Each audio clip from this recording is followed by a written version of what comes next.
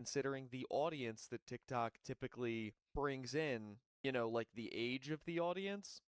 It's very concerning that he's on this platform. He has already posted dozens of videos.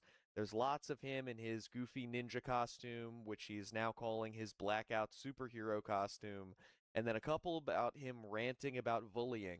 So we're just going to start making our way through today, and you guys can see the content that he's making on his newest attempt at being on a new platform.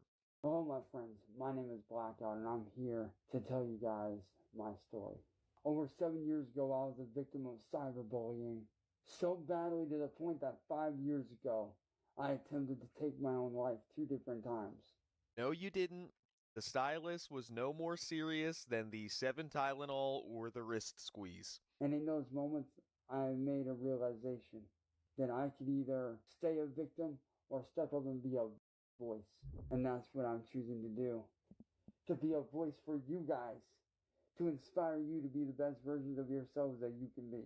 Because I know what it's like to feel alone. I love that he always wants to be an inspiration to other people and tell them how to live their lives better when he can't even get a job or get out of his grandmother's attic. I know what it's like to be bullied to the point of wanting to take your own life. I've lived it for many, many, many years. And I want you all to know, if you are going through that, you, my friends, my brothers, my sisters, my friends, you are not alone. Because my goal is to not only try to end trolling communities such as Kiwi Farms and other trolling communities like that, but also to inspire you guys to be the best version of yourselves that you can be every day. And just know that if you are being bullied, you, my friends, are not alone. You are not alone in this fight. You have people like me, Blackout, here to help you and here to inspire you and to push you to be the best version of yourselves that you can be every day. And just know that I'm riding with you all every second of every day. I love you guys. Stay strong and we can make it. I love you, my friends. I don't know what's stranger, is him randomly inserting the accent in at the end there, him being projected with his shoulders that already don't exist cut off in front of an AI-generated image that's supposed to be him wearing the costume that he's currently wearing. The fact that he hashtagged this video anti-bullying, hashtag superhero, and hashtag stop bullying, which is going to, again, bring in exactly the TikTok audience that we don't want him talking to. The entire thing is just bone-chilling. But we're going to move on to the next one because this first little intro video here was kind of short, but the next one is one of his classic I'm telling my story videos. And it's interesting to see, he thinks he's got a brand new audience here, how he's going to try to spin it this time. Oh, my friends. Gotta love that he didn't even line up the bottom of his camera with the bottom of the image, so he's just clipping out on 7 different angles here. Blackout here.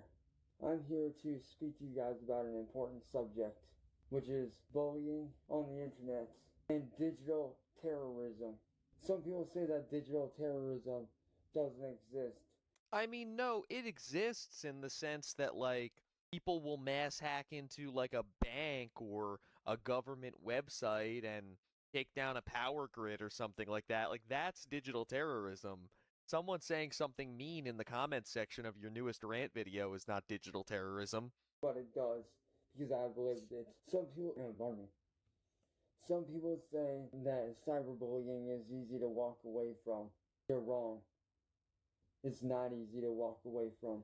Because for 8+ years, I was a victim of digital terrorism and cyberbullying myself. I went through 8+ years of a never-ending nightmare that I didn't think I would escape. And it got so bad to the point to where 5 years ago I had attempted to take my own life 2 different times within 1 year. Friends killed because of a terrorist group online known as Kiwi Farms. Several of my friends killed, and other victims' family members killed. And one of those people being somebody by the name, who I just learned about by the name of Tofia Chu, whose brother was systematically killed by this terrorist group because she started to see what was going on and she tried to call them out. And what did they do? They killed her brother. Okay, so again, I always say, like, the death grifting that he does is one of the more disgusting things that he pretty much ever does, except for the thing that he's most famous for, which of course is, Your Turn Cutie and Blind Billy and all that. Even though I don't necessarily think that Tofia Chu or even Brother Chu were good people, what happened to him is still obviously a tragedy. Nobody should go out like that. But Albuquerque is a very high crime area, and they were living in a car outside 24 hours a day, 7 days a week. That crime was a carjacking, and there's never been any evidence to prove that it was anything but that. So for Cyrax to try to recategorize this crime as being trolling related so that he can make himself more of a victim and maybe gain more sympathy off of someone else's brother's passing is just ridiculously nasty. I also don't know why he even tells these lies because they can be corrected with a simple Google search. And I am here to speak for those that are no longer with us. I'm here to be the voice for those people. And to the police and law enforcement out there that say that I am a vigilante, I am not a vigilante. Okay, so this really goes into the whole superhero cosplay that he's doing now. No one is calling him a vigilante. He's hashtagging his own videos superhero and black out the hero. So he's trying to be like some type of one-line hero character, like that Skyline guy or something. But he's dubbing himself that and then being like, no, no, no, I'm actually not. The police are just saying that. It's so bad. It's like yelling, Cyrax is so cool in a room full of people and then looking around and going, wait, who said that? Guys, calm down. I'm humble. I don't need to be called a hero. For those that think that I am a villain because I'm calling out certain people, think what you want. But when it comes to law enforcement, I'm not a vigilante. I'm merely doing what you guys refuse to do. Can you be a vigilante if you don't leave your house? If you don't leave your grandma's house? If you don't leave Karen's house? And speaking up for those that don't have a voice, and doing the right thing, and not letting a gun or a badge get in the way of me helping someone. And if you guys don't know what I mean, is if you ask any police officer about bullying, they will tell you to turn it off and walk away. And for the most part, they are right. But also, it's not always that simple. And I am living proof of that it's not always simple. It's not always sunshine and rainbows. You can't always walk away from it. Because sometimes these troll groups, such as the terrorist troll group known as Kiwi Farms, takes things to real life. Me, I've been shot at, brutally beaten half to death, put in the hospital 5 different times. Okay, you go to the hospital because you don't eat anything but lukewarm Hot Pockets and you drink coffee that's been spiked with alcohol and God knows what else. The time that you were beaten was because Marty challenged you to a fight after you challenged him to a fight 1,000 times. So you showed up to his Airbnb, you left your own home, and you went to his location to consensually fight him. And then you lost, and it could have been way worse, but he basically just pinned you down and then made you surrender and let you go. Bitch! Get the fuck out of here. Who's the king? You are? Then run away now. And shut the fuck up. Fine. You win. You win. You win. Please let me go. And obviously, you were never shot at. So, like, everything that he says that's supposed to be this proof of him being a victim is just stuff that never happened. Faced death multiple times. Yet no charges were brought about on these people. Why? Because these people that did this shit live in different states. And I'm not asking for pity. I'm not asking for pity from anyone. That is literally what he's begging for right now. All he wants is sympathy. He is an emotional vampire. At least when Tofia Chu begs, she begs for money. I almost respect like her and DSP and Wings of Redemption more, just asking for cold hard cash. The only thing Cyrax actually wants is for you to feel bad for him. I'm asking all of you that are watching this right now to do the right thing and speak up against groups like Kiwi Farms. To speak up against these terrorist groups that are being allowed to run free on the internet and get away with this shit.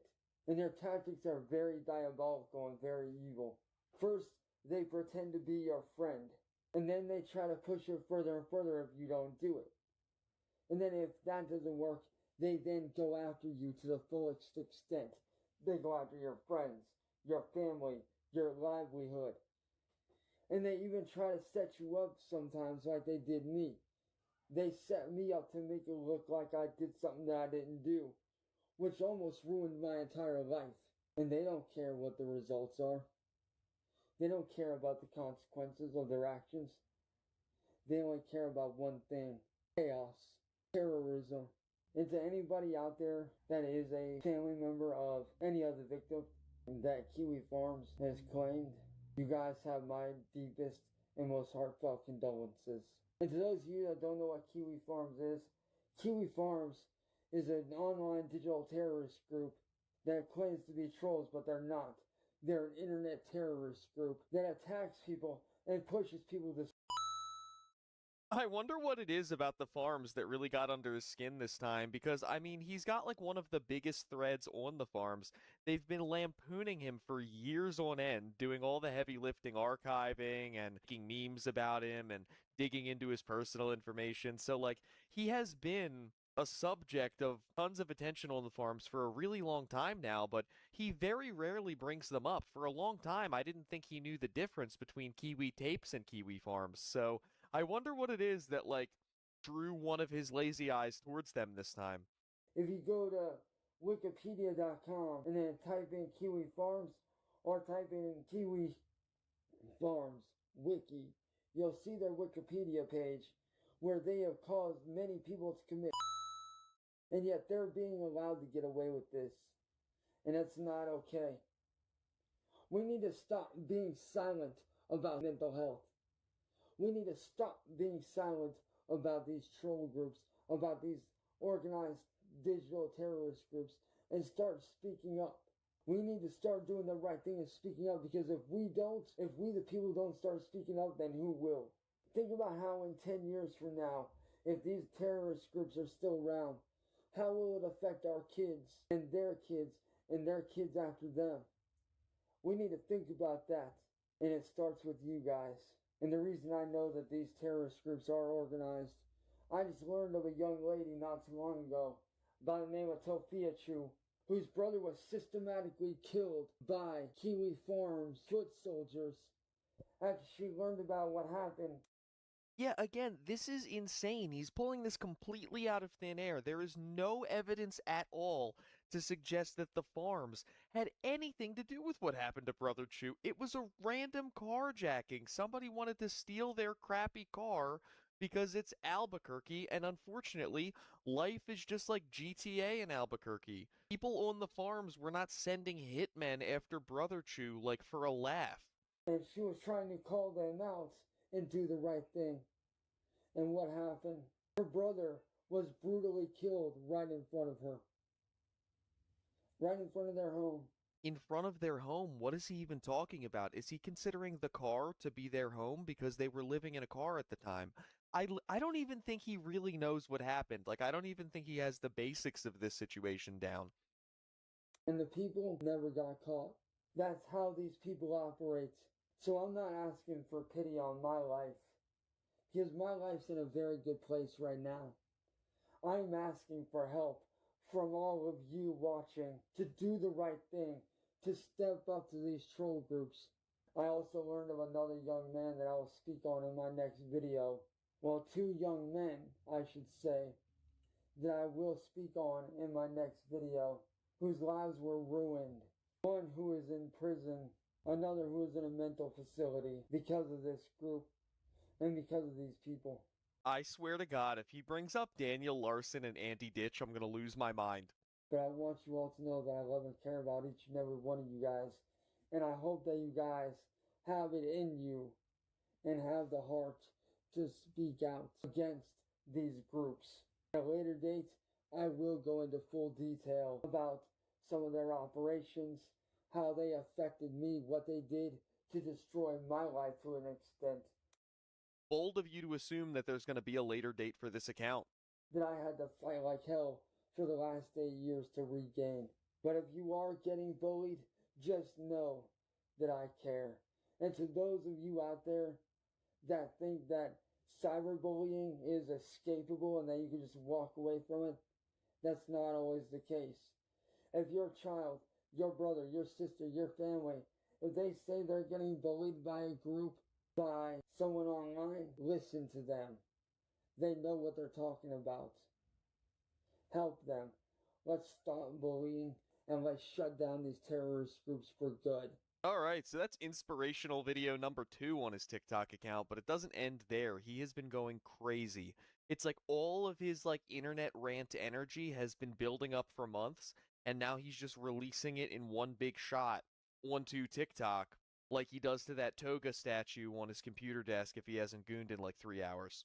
So guys, hilariously enough, as I was making this video, I went to scroll to the next one, and the account was taken down. There were like 20 more videos on there that we were going to go through, but it's gone. I knew it wasn't going to take long, but I'm shocked that it happened that quickly. This community is absolutely unbeatable. At the time of this recording, William Gloryhole had made this post about 2 hours ago, and that, ladies and gentlemen, is all it took. Well, since our journey into the Blackout TikTok account got cut a little bit short by the very good news that it no longer exists, I don't want to end the video too early, so I pulled some archive footage from the Raxology page that I've been wanting to cover. I'll tack this on here so we can keep the party going for a little while.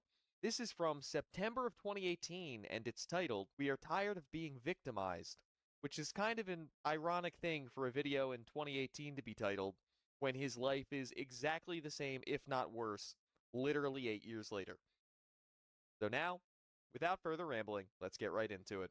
What's up, guys? You guys think I'm looking like I'm hurting or tired or whatever? It's because I am. Because I'm in serious pain. Now, I know normally I don't show any of you this, but I want you guys to see the reality of what really goes on whenever I'm not home, whenever I'm going out to do stuff. When is he not home? What does he go out and do? What people like every day go through. And this doesn't just apply to me. This applies to everyone out there that's getting treated the way that I get treated. And it's not fair. If you guys remember yesterday, if you guys saw my live stream yesterday, I did say I was going out to get some videos for a vlog and do some photography. Well, I was. He glitches bad all the time, but what the hell was that one? I don't even know what sound he just made there. I was actually going to do that. If you guys don't remember Andrew's brother, the one that I took pictures of, if you guys don't know, you guys could look in my photo album of photography and photography art. His pictures are literally at the bottom of that. But he is Andrew's brother. If you guys don't know Andrew is the guy that slammed me into a stop sign a couple years back and caused me to have severe back issues ever since. You know, every cow, Cyrax, Tofia, Nova, any little altercation or incident that they have even one time, they like to act like they have a lifelong injury from which they can never recover, and it has created like a permanent disability. Sad thing is, cops never did anything about it because he didn't admit to it. He didn't admit to what he did. Yeah, that's how every police interaction works. You'll never be held accountable for any crime if you refuse to confess. They just have to be like, oh, well, we couldn't get it out of him. That's a wrap. Well, today, I was going out to get some photos up by the lake. There's this really cool S-shaped hill that I was getting a really cool picture of, being up on top of to get a nice view shot of the lake. Because that hill, it overlooks the lake. It's a very nice shot. Very nice shot, and I was going to do that. Well, I had my skateboard today. Because as you guys know, I'm a skater. I love to skate. Oh, we'll have to add that to his many list of talents. I guess that means alongside playing Forza, he's also played Tony Hawk's Ride once. Been doing it since I was a kid. But I was up there skating around and getting photos and stuff. I stopped up at the top of that hill to get some photos. Andrew's brother comes along from behind. All I hear is, "Hey, asshole." I turn around. Next thing I know, Andrew's brother holds his foot out, shoves me down the hill. What a weird lie to tell. He lies about falling down hills kind of regularly now that I think about it. Like, this is almost identical to the Mount Akron story from when he got trapped at the mall. Except in this one, he's telling the lie that there was actually like someone that caused it to happen as opposed to him just tripping.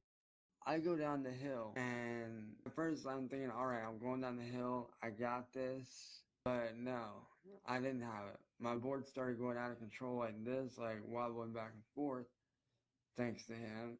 I get halfway down the hill. I get launched forward. My board truck, my board slams to the ground, the truck spins out of its socket. But when I hit, I don't just land, like regular. I land elbow first, and I literally scorpion foot over head, and I wind up landing on my back.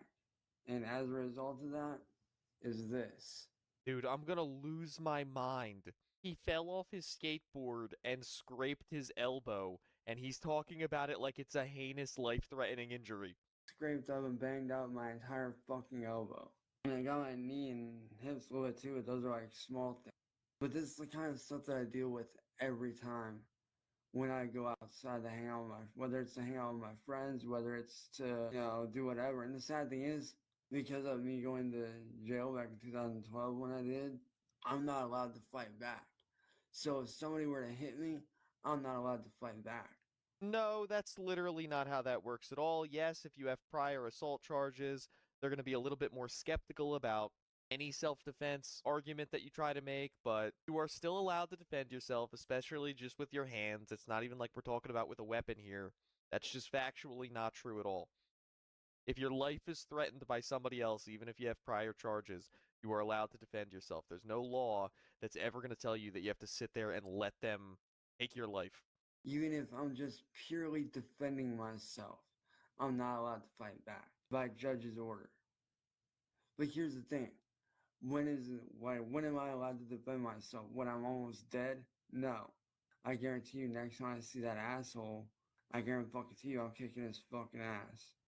I also love that he pushed you on your skateboard is the lie that you're even trying to tell. So he's not even telling a lie that sounds like something that would happen to an adult who had someone harassing him. He's telling a lie, again, of like a high schooler. Because people like me get victimized every fucking day, and we're tired of it. There are people like me that get victimized like this every day. We get bullied, we get beat up. Yeah, I'm older than him, I get it, but what is enough? The cops around here, they won't do shit.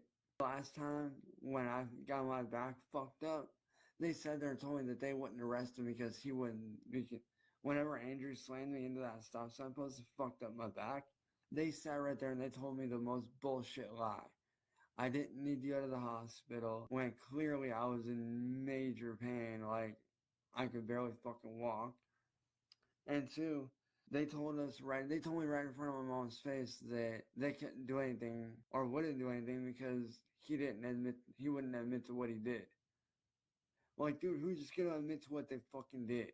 You also know that just like this current injury, when they called the police about this stop sign incident, he definitely didn't have any physical marks on his body to show that he had been injured in any way. So it was just like, I don't know, this guy's calling and saying he got attacked, but physically he looks fine. We can't measure in any way that he's been harmed in any way. The guy is saying he didn't do it. Like, what do you want the police to do? Just arrest people at your word because you said they were mean to you?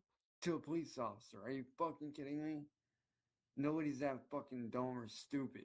Well, I can't necessarily say fuck the 508 because I do have, my uncle who is a retired police officer. And like I said, I do know quite a few good police officers, but most of them are from, my high school years, and they're all retired by now. So I can't say fuck all 5-0, but around here, for a majority of the ones that don't want to do their fucking job, yeah. It's like Red Dead Redemption 2 when they start talking about how this is like the last days of the Wild West. The last days of decent policing in the United States was the early 2000s. And after that, the last good cop who happened to work at Cyrax's high school retired. And now it's just a wasteland out there. Yeah, I can say that. But because of what happened, I've been laid up in bed. When I wasn't eating dinner, I was laying down trying to fucking sleep. Yeah, but that's always what happens. It's not like you were running a 5K prior to this happening. When I first got home, I got my arm bandaged. And I tried sleeping, and it's hard. It really is hard. And honestly, I'm lucky that I didn't break my arm from the goddamn impact. Because when I went down that hill, I did fucking 30 miles an hour. I could have broken my arm. Did he just say he was going 30 miles an hour down a small hill on a skateboard? Once again, is he out of his mind?